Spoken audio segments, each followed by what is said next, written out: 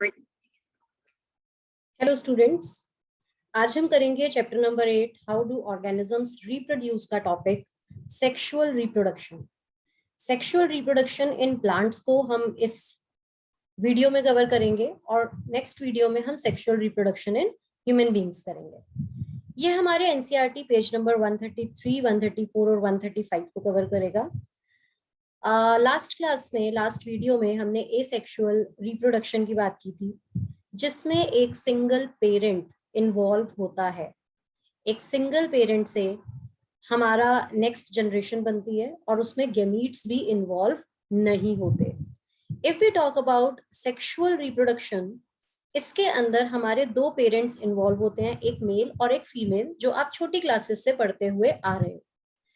तो इस वीडियो में हम लोग मेनली बात करेंगे सेक्सुअल रिप्रोडक्शन इन प्लांट्स की। और इस वीडियो को करने से पहले, देखने से पहले आप अपनी बुक खोल लो, पेंसिल हाथ में पकड़ लो और एक कॉपी, एक रफ कॉपी जरूर हाथ में रखना। जो डायग्राम्स इसमें बने हुए हैं, आप वो डायग्राम्स एक कॉपी में या बुक में ही कहीं पे ड्रॉ कर लो। एग्जाम में नहीं करना, जो आपके क्वेश्चंस पेपर में आएंगे उसमें ये एक्स्ट्रा डायग्राम्स जो मैं सिखा रही हूँ, ये सिर्फ आपकी कॉन्सेप्ट क्लैरिटी के लिए है। इसको आपको एग्जाम में ड्रॉ नहीं करना है। फाइन, तो हम स्टार्ट करते हैं with the topic sexual reproduction in plants. Come to page number 133। हमने फर्स्ट वीडियो में डीएनए, क्रोमेटिन, क्रोमोसोम्स की बात की थी।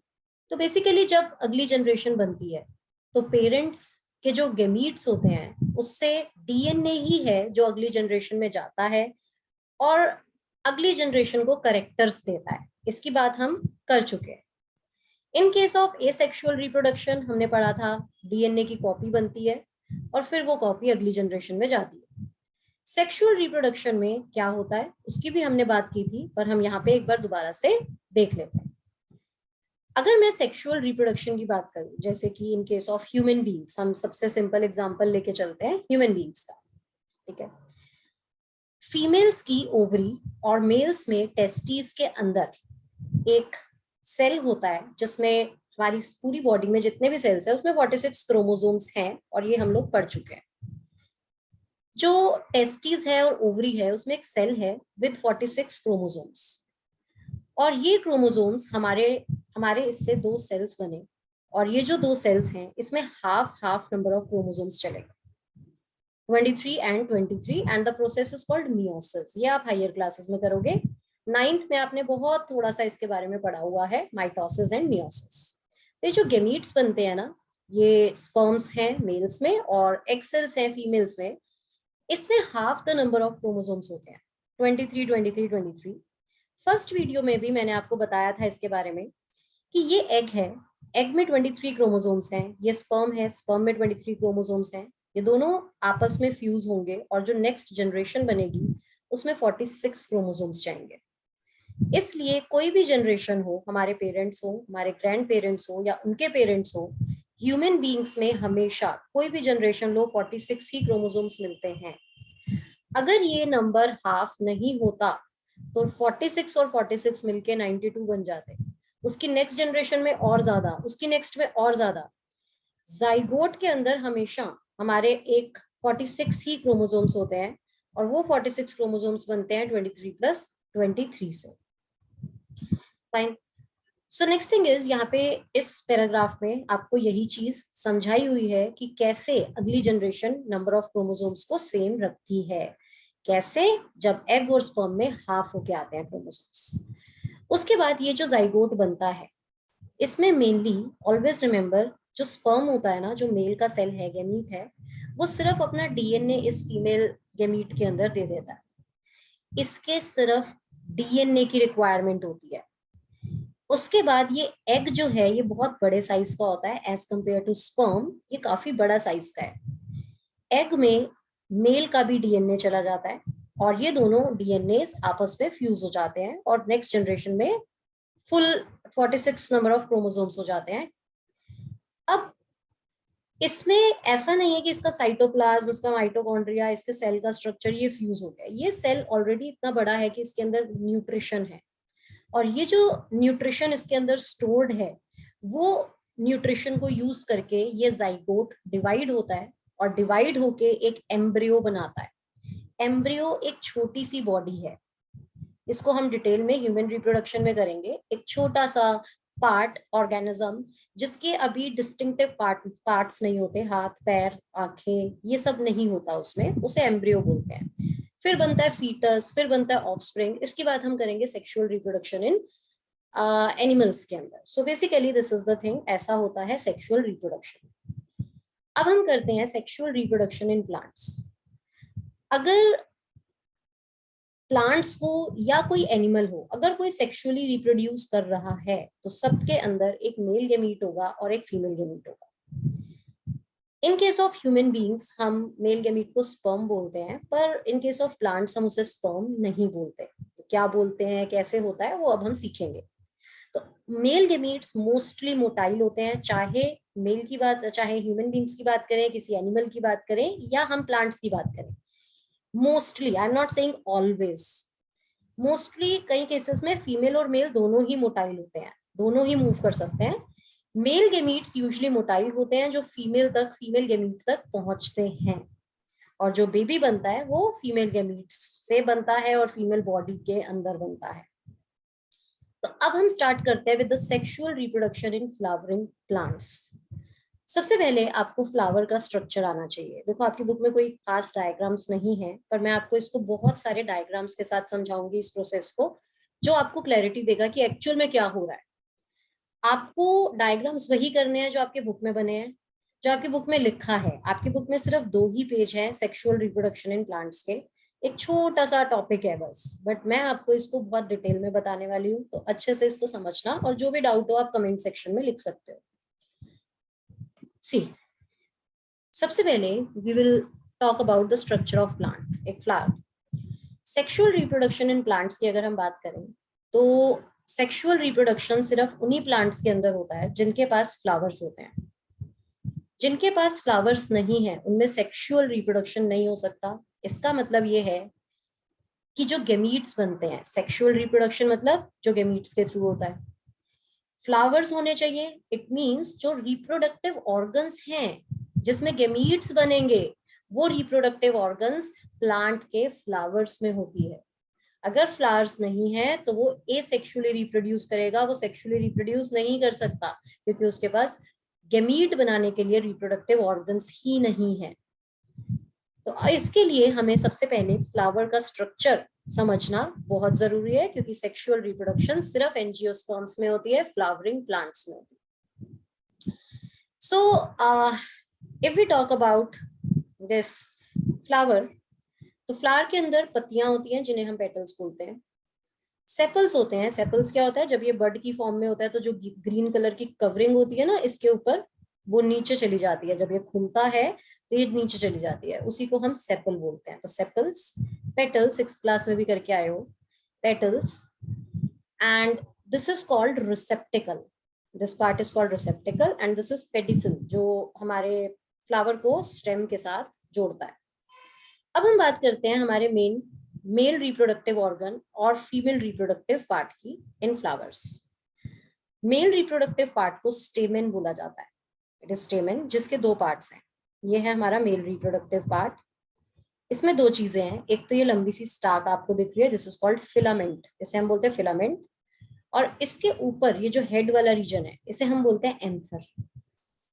अगर मैं फीमेल रिप्रोडक्टिव पार्ट की बात करूं तो इसमें 3 चीजें हैं, stigma, this is called style, and this is called ovary. ये आप 6th क्लास से पढ़ते हुए आ रहे हो, स्टिग्मा, स्टाइल एंड ओवरी। अब क्या है, ओवरी के अंदर एक चीज ध्यान रखना, सारा रोल इसी का ही है। ओवरी के अंदर ओव्यूल्स प्रेजेंट होते हैं, ovule. It can be 1 ovule depending on plant to plant. किसी प्लांट में एक ही ओव्यूल होता है, किसी में 2 होते हैं, किसी में 10 होते हैं, किसी में 20 होते हैं, कितने भी हो सकते हैं। प्लांट के इस ओवरी में ओव्यूल्स प्रेजेंट है, जैसे इसके अंदर ये 6 ओव्यूल्स हैं, 1 2 3 4 5 6, फाइन। और ये है प्लेसेंटा सेंटर में, दिस इज प्लेसेंटा जो ओव्यूल को ओवरी के साथ कनेक्ट कर रहा है। ठीक है, तो आपको ये चीजें पता होनी चाहिए। नेक्स्ट देखते हैं, अगर मैं एंथर की बात करूं, ये एंथर है। अब हम पहले मेल रिप्रोडक्टिव पार्ट पे आते हैं। हमें रिप्रोडक्शन करना है तो हम स्टेमेन की बात कर रहे हैं। स्टेमेन में ये वाला पार्ट है फिलामेंट, और ये है एंथर। एंथर के अंदर ना आप ऑब्जर्व करो अगर किसी भी प्लांट के एंथर को, तो उसमें एक ना लाइन होती है बीच में, जिससे हमें ऐसा लगता है कि एंथर दो पार्ट्स में डिवाइडेड है। मोस्टली प्लांट्स के एंथर में, जिसमें हमें ऐसा लगता है कि ये दो पार्ट्स में डिवाइडेड है। हर एक पार्ट में, इस पार्ट में दो पॉलन सैक्स होंगे। तो एक चीज याद रखना, इन्हें हम बोलते हैं लोब्स। ये जो हमें दो दिख रहा है ना, these are called lobes, LOBES, lobes.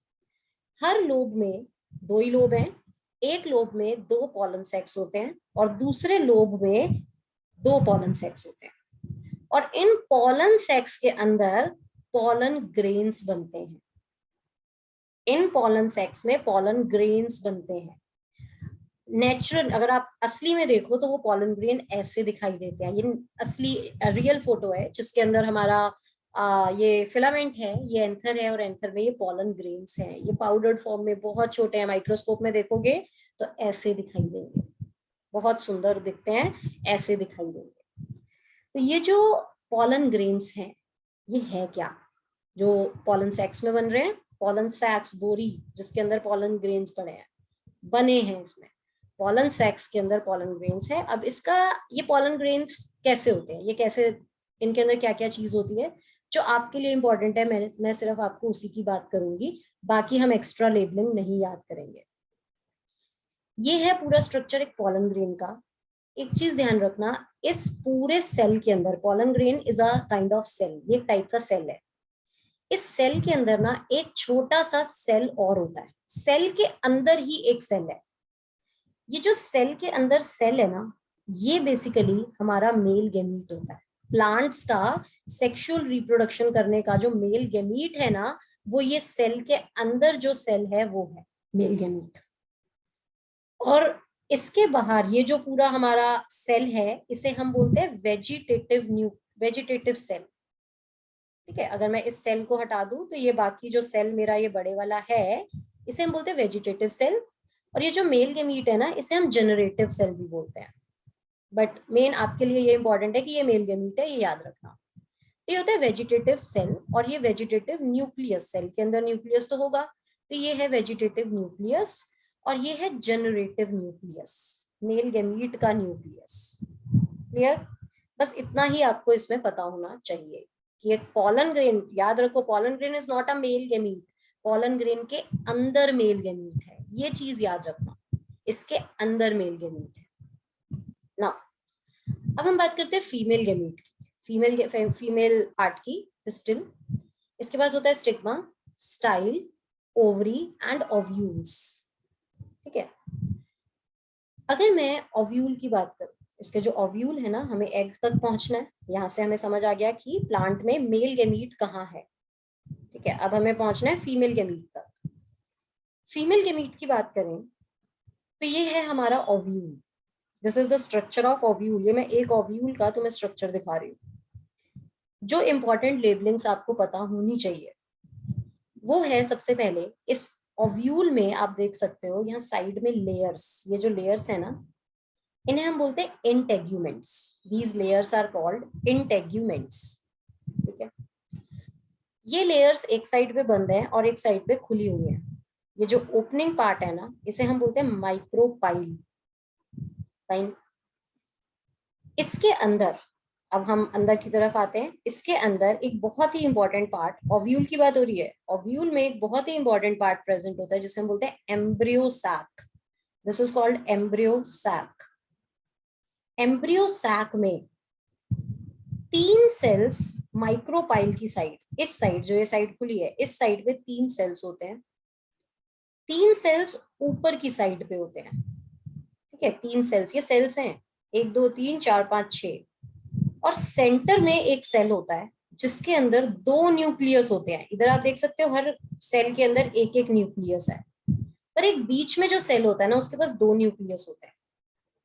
Fine, अब इनकी लेबलिंग देखते हैं। माइक्रोपाइल की साइड पे जो 3 सेल्स हैं, इसमें जो ये साइड वाले सेल्स है ना, इनको बोलते हैं सिनर्जिड्स। और जो बीच वाला सेल है ना, ये है female gamete which is egg cell. ये जो 3 सेल्स ऊपर की साइड पे है इन्हें बोलते हैं एंटीपोडल सेल्स। याद रखना नाम, क्योंकि अभी आगे काम आएगा ये सब कुछ। सेंटर में जो ये सेल है इसे हम बोलते हैं सेंट्रल सेल। सेंट्रल सेल जिसके अंदर 2 न्यूक्लियस है और इन 2 न्यूक्लियस को बोलते हैं पोलर न्यूक्लियाई। क्यों? क्योंकि एक इस साइड से आता है और एक इस साइड से आता है, तो ये पोल्स हो गए ना, तो पोल्स की साइड से ये न्यूक्लियस आते हैं। So these are 2 polar nuclei. तो एक ओव्यूल के स्ट्रक्चर में आपको ये सारी लेबलिंग पता होनी चाहिए। And the main thing is the egg cell. क्यों समझा रही हूं मैं ये? क्योंकि इसमें एग सेल यहाँ पर है। एग सेल कहाँ होता है? ओव्यूल के अंदर। और मेल गेमीट जो है वो पॉलन ग्रेन के अंदर। तो बेसिकली ये मेल गेमीट को उस एग तक पहुंचना है। फाइन। अब देखो, अब हमें ये पता चल गया एग कहाँ है, अब हमें ये पता चल गया मेल गेमीट कहाँ है, फीमेल गेमीट कहाँ है, मेल गेमीट कहाँ है। अब मेल गेमीट को फीमेल गेमीट तक पहुंचना है, उसके लिए होती है pollination. There is a process called pollination. Pollination 2 type का होता है, एक होता है सेल्फ पॉलिनेशन और एक होता है क्रॉस पॉलिनेशन। सेल्फ पॉलिनेशन का मतलब है कि जब हमारे फ्लावर्स का मेल पार्ट, देखो एक चीज ध्यान रखना, जरूरी नहीं है कि हर एक फ्लावर में, हर एक प्लांट के फ्लावर्स में मेल और फीमेल दोनों पार्ट हो। जिनमें होते हैं उसे बोलते हैं बाइसेक्सुअल फ्लावर, और जिसमें नहीं होते, कोई एक होता है या मेल या फीमेल, उसे बोलते हैं हम यूनिसेक्सुअल फ्लावर। ठीक है? अगर फ्लावर बाइसेक्सुअल है तो इसमें जो पॉलन ग्रेन एंथर पे बने, एंथर में यहाँ बने, वो अपने ही स्टिग्मा पे जाके स्टिक हो सकते हैं, पॉसिबिलिटी है। जो बाइसेक्सुअल फ्लावर है जिसमें दोनों रिप्रोडक्टिव ऑर्गन है, उसमें अपने ही पॉलन ग्रेन अपने ही फ्लावर के स्टिग्मा पे जाके स्टिक हो सकते हैं। बट अगर कोई यूनिसेक्सुअल फ्लावर है तो उसमें तो ये कंडीशन हो ही नहीं सकती, क्योंकि उसमें सपोज मेल पार्ट है ही नहीं या सपोज फीमेल पार्ट है ही नहीं।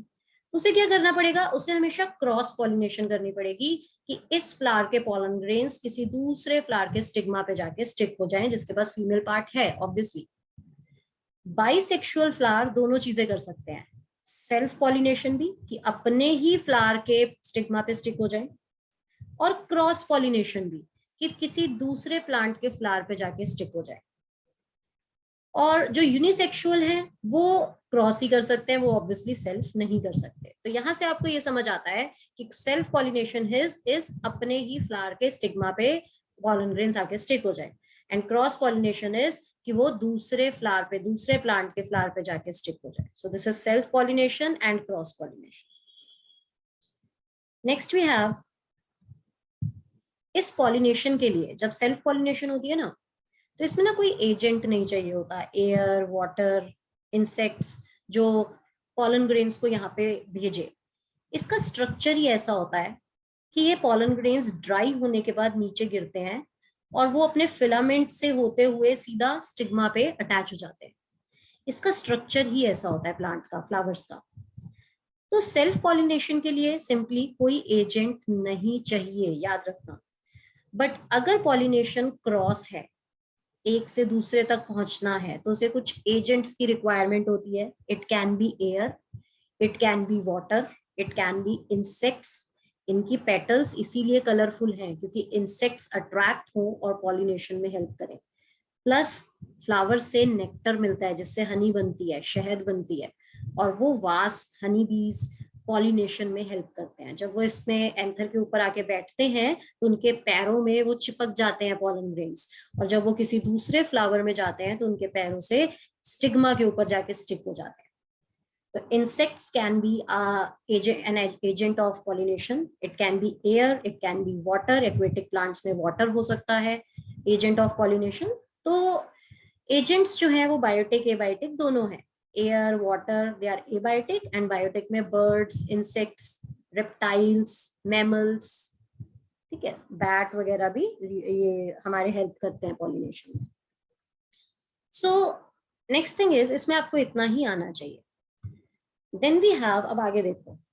अब ठीक है, पॉलिनेशन हो गई और पॉलन ग्रेन आके स्टिग्मा पे स्टिक हो गया। जब पॉलन ग्रेन इस पे स्टिक होगा ये था पॉलन ग्रेन, हमने इसका स्ट्रक्चर किया था, ये पॉलन ग्रेन था। पॉलन ग्रेन में ना एक साइड यहाँ पे आप देख सकते हो, ये लेयर एक ग्रीन कलर की लेयर है, ठीक है, ये लेयर यहाँ पे प्रेजेंट नहीं है, ये पार्ट खुला हुआ है।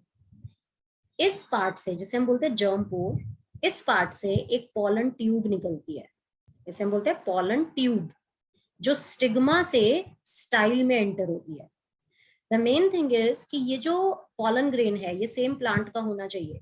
अगर ये किसी और प्लांट का है, मान लो सनफ्लावर में रोज प्लांट का पॉलन ग्रेन आ गया, तो वो ट्यूब बनाएगा ही नहीं, फर्टिलाइजेशन नहीं होगा। सेम स्पीशीज ही सिर्फ फर्टिलाइजेशन कर सकती है। तो ये जो पॉलन ग्रेन है वो यहाँ से एक पॉलन ट्यूब बनाएगा, दिस इज पॉलन ट्यूब। इस पॉलन ट्यूब में आप देख सकते हो मैंने 3 डॉट्स डाली हुई है, 3 पर्पल कलर के आपको डॉट्स दिख रहे हैं।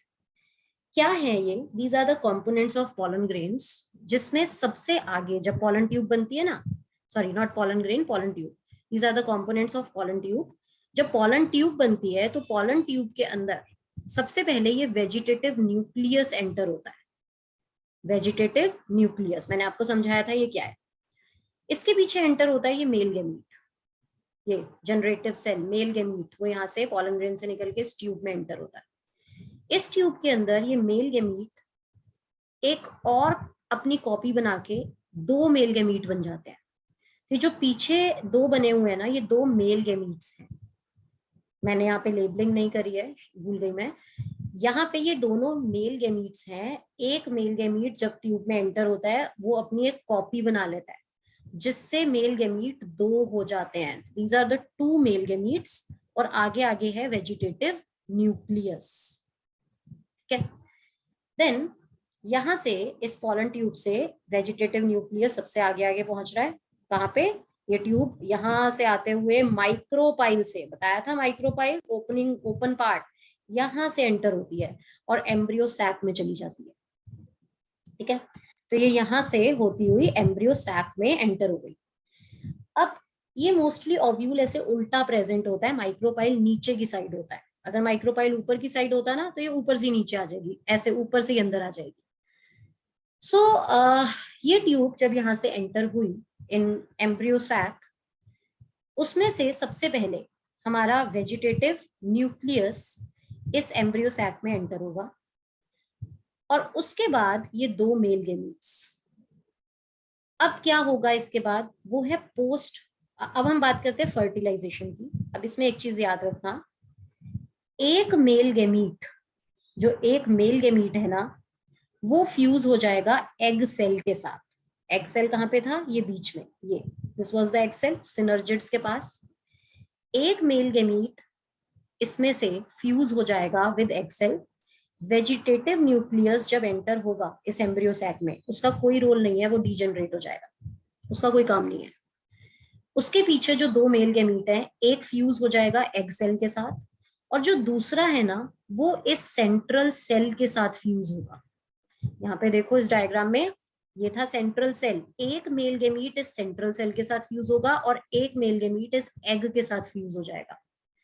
जब ये फ्यूजन होगी उसके बाद क्या होगा, अब हम वो पढ़ते हैं, वेरी वेरी इंपॉर्टेंट। अभी आपको इतना याद रखना है कि 2 मेल गेमीट्स हैं, एक मेल गेमीट एग के साथ फ्यूज हुआ और दूसरा इस सेंट्रल सेल के साथ।